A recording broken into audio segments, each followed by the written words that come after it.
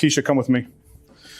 The medication logs, the housing unit footage, the missed doses. I have nothing to say to you. Keisha Monroe operated without real oversight for years as the sole nurse running evening medication rounds at this county jail. Dozens of sick inmates depended on her for their daily medication. Not one person checked. Your name on the logs, your signature saying you were there, the camera showing you weren't. Am I being detained? Then I have nothing further to say, and I like that noted right now. I'm done. She would not get the chance to explain. Within 48 hours of that confrontation, agents from the Georgia Bureau of Investigation would seize her medication cart, her workstation, her badge, and 11 months of surveillance footage from the Bibb County Detention Center Medical Unit. 37 inmates, 2 strokes, 1 diabetic collapse, 61,000 pills that left the pharmacy but never entered a human body. Investigators would later describe what they found as a quiet, patient, paper-perfect betrayal of every patient in her care. Before we go any further, I want you to think about something. Have you ever been somewhere you could not leave, depending on someone you did not choose? A jail, a hospital, a nursing home. Drop a comment and tell me whether you trusted the person handing you that little paper cup of pills. Subscribe if you are new here. This channel covers the cases that nobody else has the stomach to finish, and the one you are watching right now is one of the hardest. Keisha Renee Monroe was born on August 4, 1981, in Macon, Georgia, the second of 3 daughters in a small wood frame house on Anthony Road, less than 2 miles from the rail yard where her father Lonnie Wilkins worked as a bus mechanic for 41 years. Her mother Patricia was a home health aide who carried 2 clients at a time on a route that took her from the high-rise apartments off Pionono Avenue out to the quiet farmhouse roads of West Bibb County. Keisha spent most of her summer afternoons riding shotgun in her mother's gray Mercury Sable, sitting in clients' living rooms while Patricia changed dressings, drew up insulin, and crushed pills into vanilla pudding for patients who could no longer swallow them. By the time Keisha was 10 years old, she knew the names of medications the way other children knew the names of cereals. She graduated from Southwest Magnet High School in Macon in 1999 with a B- average and a single line in the yearbook under her picture that read, "She takes care of people without being asked." She enrolled the following autumn at Central Georgia Technical College, choosing the licensed practical nurse program because it was the fastest path from her parents' couch to a paycheck. She paid for the program with a Pell Grant, a part-time job at a Crystal restaurant on Eisenhower Parkway, and tip money she earned braiding hair for cousins in her aunt's kitchen. She passed the NCLEX-PN on her first attempt in February of 2001 and received her Georgia LPN license 11 days before her 20th birthday. Her first nursing job was at Magnolia Manor Skilled Nursing in Warner Robins, where she worked 12-hour shifts on the locked dementia wing for $2 an hour over the state minimum. Her supervisors there remembered her as calm under pressure, thorough on her medication passes, and well-liked by family members. She stayed at Magnolia Manor for 7 years. She married Marcus Monroe, a long-haul driver for a Schneider National Terminal in Atlanta, in the summer of 2005. They had 2 children. Jaden was born in 2007. Aaliyah followed in 2011. They bought a 3-bedroom brick ranch on Holt Avenue with a fenced backyard and a portable basketball hoop on a stand at the edge of the driveway. In 2014, after Marcus's company changed his routes and his income dropped sharply, Keisha applied for a higher-paying nursing position with Correctional Health Partners, the private contractor that staffed the medical unit at the Bibb County Law Enforcement Center on Oglethorpe Street.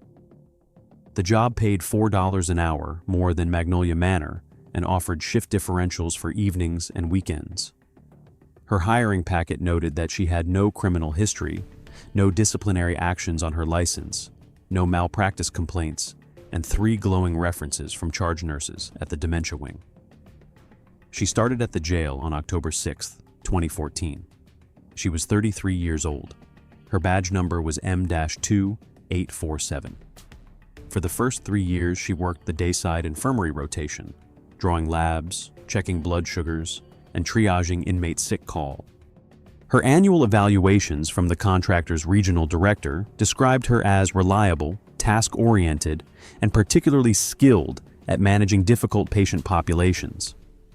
In 2017, she was promoted to the evening medication round, the 8-hour shift that ran from 2 in the afternoon until 10 at night and covered the entire detention center's pharmacy distribution. She got a raise. She got her own assigned medication cart. And, for the first time in her career, she worked almost entirely alone. The Bibb County Law Enforcement Center is a 4-story concrete building on the corner of Oglethorpe and Walnut Street in downtown Macon, 4 blocks from the Ocmulgee River. On any given day, it houses just over 800 pre-trial and short-sentence inmates spread across 9 housing pods, 2 medical observation cells, and a small psychiatric annex on the 4th floor. The medical unit is contracted out. It always has been. Correctional Health Partners, headquartered in Brentwood, Tennessee, holds the contract, and on most evenings the entire pharmacy operation for those 800 inmates is run by exactly 2 people: a charge nurse at the Central Infirmary, and 1 floating LPN with a wheeled medication cart. The system is supposed to work like this. Every morning, the contracted pharmacy in Macon delivers a sealed bin of unit dose blister packs to the jail's pharmacy room, organized by inmate name and housing pod. The charge nurse signs the manifest, opens the bin, and stages the medications onto the rolling cart in the order the LPN will walk the pods. The LPN signs out the cart at the infirmary desk, takes a printed medication administration record, and begins the round at 4 in the afternoon. At every cell door, the LPN is supposed to confirm the inmate's identity against the photo on the MAR, pop the unit dose pack into a small paper cup, hand the cup through the bean slot, observe the inmate swallow, mark the medication as administered with a blue ink initial, and move to the next cell. Inmates who refuse are documented with a refusal signature. The cart returns to the infirmary by 10 p.m. The remaining unit dose packs are reconciled against the MAR and locked in the controlled substance safe. The system depends on 3 things being true. First, that the LPN actually walks every cell. Second, that the MAR she signs reflects what actually happened at the cell door. Third, that somebody, somewhere, is checking. Inside the Bibb County Jail Medical Unit, those 3 assumptions had collapsed long before Keisha Monroe started her evening rounds. The infirmary was chronically short-staffed. The charge nurse on most evenings was Linda Ferguson, a 61-year-old registered nurse who covered both the Central Infirmary and the psychiatric annex by herself, and who later told investigators she had trusted the LPNs because she had to. The medication cart was outfitted with a small body camera in 2019 as part of a compliance upgrade. The camera had been broken since the spring of 2021 and had never been repaired. The hallway surveillance cameras in the housing pods worked fine. Nobody had ever compared them to the medication logs. Nobody had ever had a reason to. And the inmates themselves had no leverage. They could not call a different nurse. They could not visit a different pharmacy. They could not refuse to take medications the records said they had already taken. They could file grievances. The grievances went into a wire basket at the booking desk and waited up to 6 weeks for a response. Most went unanswered. The system that was supposed to protect them depended entirely on the honesty of the one person they had no power over. The first time Keisha Monroe falsified a medication administration record was on a Tuesday evening in March of 2019, almost 2 years into her promotion to evening rounds. Investigators later identified that Tuesday by working backward through inventory reconciliations and surveillance archives. On that evening, she initialed the MAR for an inmate named Tyrese Coleman, housing pod C3, as having received his evening dose of metformin and lisinopril. She had not. The cart had run 45 minutes behind schedule because of a fight in B-pod, and Keisha was off the clock at 10. She skipped C3 entirely. She initialed the page. She signed the cart in. She went home. Nothing happened. Tyrese Coleman did not have a medical emergency that night. He did not file a grievance. He did not complain at sick call the next morning. The cart was reconciled the following day by Linda Ferguson, who logged the missing pills as administered, because the MAR said they were administered. The pills themselves went into the contractor's pharmaceutical disposal stream, which is to say they were poured into a kitty litter slurry inside a black plastic biohazard tub at the end of the week and labeled for incineration. There was no audit. There was no review. There was no consequence. Keisha Monroe had discovered something she had not known about the system she worked inside. She had discovered that the paper trail was the only trail. What started as one skipped pod on one short-staffed evening became, over the next 18 months, a documented pattern of progressive omission. By the summer of 2019, Keisha was skipping one pod per evening, on average 2 evenings per week. By the spring of 2020, during the early months of the COVID pandemic, when the jail was locked down, sick call was reduced, and supervisory eyes were elsewhere, she was skipping 2 pods per evening, 4 evenings per week. By the autumn of 2021, she was finishing her 3-hour medication round in 95 minutes, leaving the cart in the infirmary at 6:30 in the evening, and using the remaining hours of her shift to sit in the medical break room watching television on her phone. The pills she was supposed to distribute were discarded. Most went into the contractor's controlled substance disposal tub at the end of the week. Some, particularly the controlled psychiatric medications, were emptied into a paper cup, mixed with a thin film of liquid bleach from the infirmary supply cabinet, and poured into a sink in the medical unit's locker room. The blister packs, with their identifying patient labels, were torn apart and thrown in the regular trash. The MARs were signed in blue ink at the central infirmary desk between rounds, all at once, as if the round had actually been walked. Keisha's initials, KM, appeared next to the names of inmates she had not seen in days. The list of medications she withheld grew with the list of cells she skipped. Inmates with type 2 diabetes did not receive their evening metformin or their bedtime insulin. Inmates with hypertension did not receive their lisinopril, their hydrochlorothiazide, or their amlodipine. Inmates with schizophrenia and bipolar disorder did not receive their olanzapine, their haloperidol, their lithium, or their valproic acid. Inmates with seizure disorders did not receive their levetiracetam. Inmates with HIV did not receive their antiretroviral cocktails. The grievances they filed described symptoms with clinical accuracy: headaches, blurred vision, trembling hands, episodes of confusion, returning auditory hallucinations. One inmate wrote that he could not remember the names of his own children for 3 days in a row. Every one of those grievances was answered with the same line, signed by Keisha Monroe. Inmate received scheduled medications per MAR. Refer to records. The signs that something was wrong were everywhere. The pharmacy invoices stayed constant while inmate complaints multiplied. The mental health caseload at the psychiatric annex grew by 31% in a single calendar year, with no explanation in the contractor's quarterly reports. 2 inmates were rushed to the Atrium Health Navicent emergency room within a 6-week span, one for hypertensive crisis and one for diabetic ketoacidosis. And in both cases, the discharge summary from the hospital noted that the patient reported inconsistent access to prescribed medications during incarceration. Neither incident triggered an internal review. Keisha kept signing the MAR. Linda Ferguson kept reconciling the cart. The cameras kept watching empty hallways, and nobody noticed. The unraveling began with a 47-year-old man named Bernard Whitaker.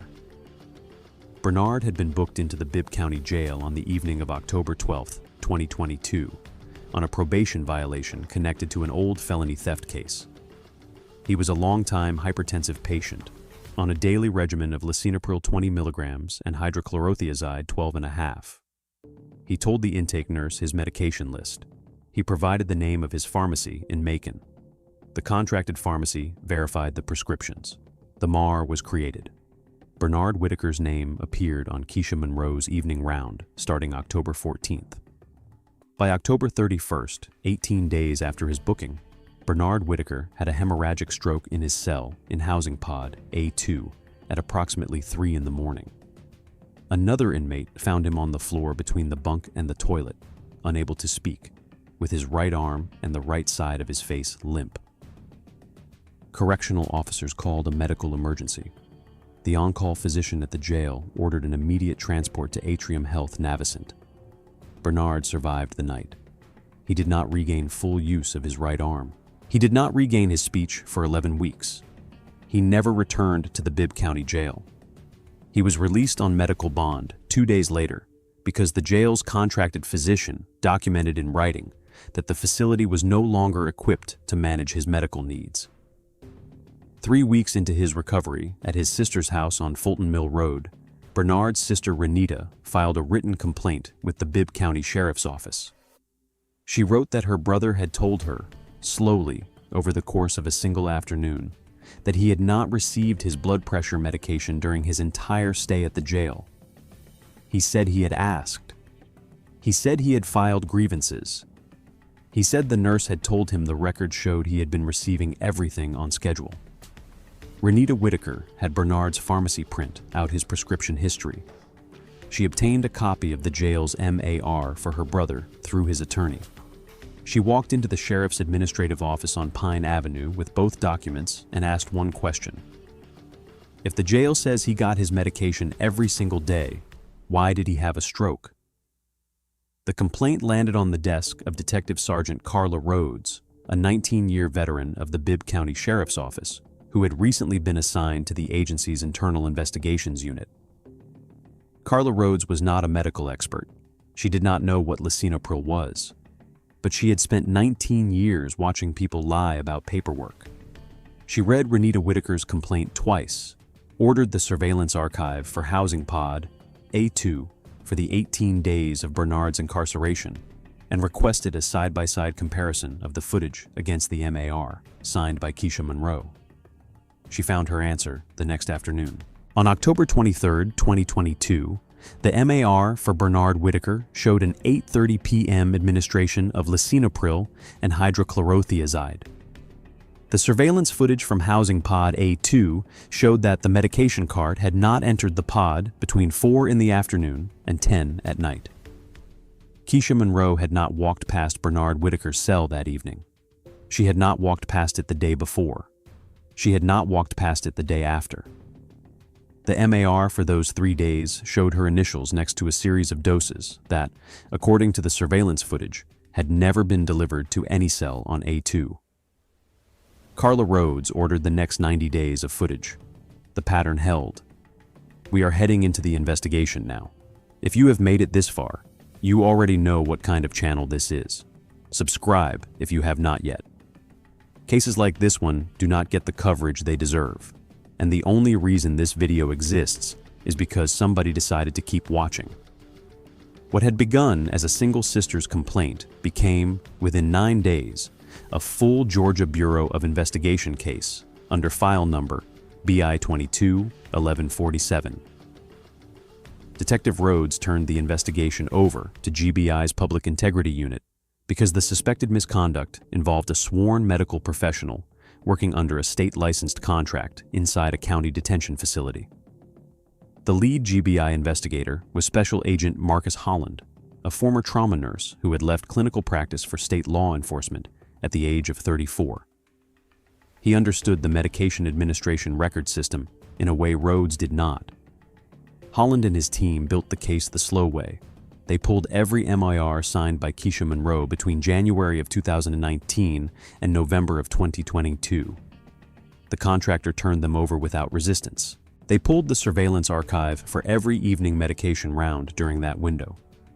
The jail turned it over without resistance, although it required 9 external hard drives and the cooperation of 2 retired IT contractors. They pulled the pharmacy delivery manifests. They pulled the controlled substance disposal logs. They pulled the contractor's quarterly inventory reconciliations, and they began, line by line, to compare them. The discrepancies were astonishing. The MAR showed Keisha Monroe administering medications to inmates in housing, Pod F1 at 7:42 p.m. on June 8, 2021. The surveillance footage showed Keisha Monroe in the medical break room with her feet up on a chair, looking at her phone. The MAR showed her administering medications to inmates in the psychiatric annex at 6:15 p.m. on November 19, 2021. The surveillance footage showed the medication cart sitting unattended at the Central Infirmary, and Keisha Monroe was not in the building. The MAR showed her completing rounds at 9:47 p.m. on March 4th, 2022.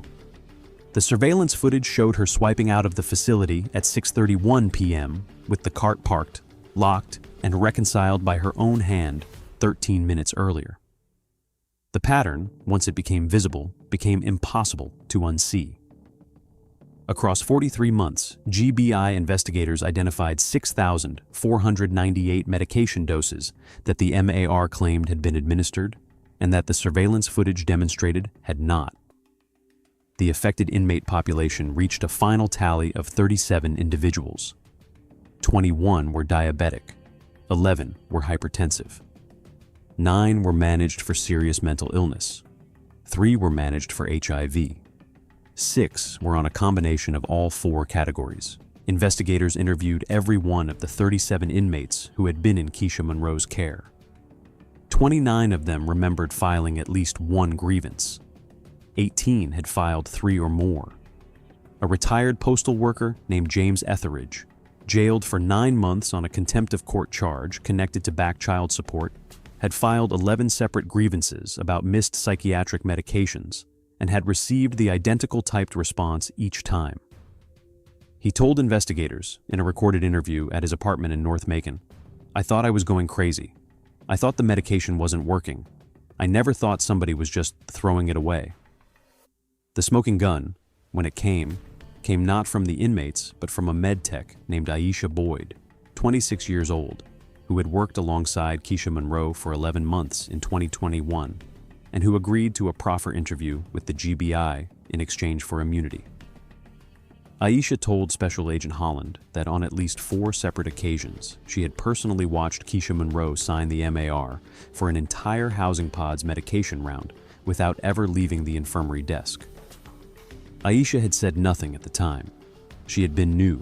She had needed the job. She had assumed somebody else, somewhere, was checking. The confrontation came on a Wednesday morning in February of 2023. Special Agent Marcus Holland and Detective Sergeant Carla Rhodes arrived at the Bibb County Law Enforcement Center at 8:42 a.m. They did not enter through the public lobby. They entered through the staff parking gate on Walnut Street, signed in at the watch commander's office, and waited in the conference room adjacent to the medical unit for Keisha Monroe to clock in for her evening shift at 2 o'clock. She arrived at 1:51 p.m. She was wearing her usual royal blue scrub set, white sneakers, and a Correctional Health Partners lanyard with badge number M2847 clipped to her chest pocket. Linda Ferguson, the charge nurse on duty, asked her to step into the conference room before she touched the medication cart. Keisha walked in. Holland stood up. Rhodes closed the door behind her. "Ms. Monroe, my name is Special Agent Marcus Holland with the Georgia Bureau of Investigation. This is Detective Sergeant Rhodes. You are not under arrest. We need to ask you some questions about the medication administration records you have signed at this facility." "Okay. I'm not sure what this is about, but okay. Do you remember an inmate named Bernard Whitaker?" "I don't memorize the inmates' names. There are too many. He had a stroke in this facility on October 31st. He was on lisinopril and hydrochlorothiazide. You signed his MAR every single evening for 18 days. Then he got his medication. That's what the record says. Ms. Monroe, we have 11 months of surveillance footage. Your cart never entered a pod on at least 9 of the days you signed his MAR.